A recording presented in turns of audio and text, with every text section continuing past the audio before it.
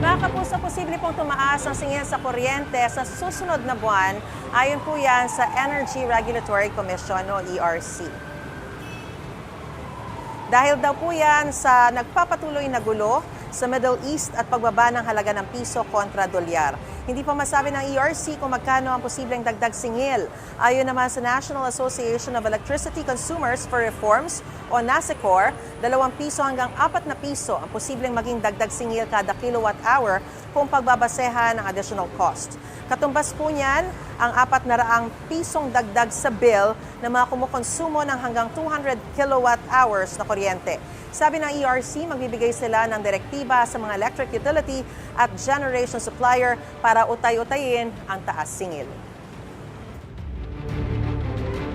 Igan, mauna ka sa mga balita, mag-subscribe na sa GMA Integrated News sa YouTube para sa iba't ibang ulat sa ating bansa.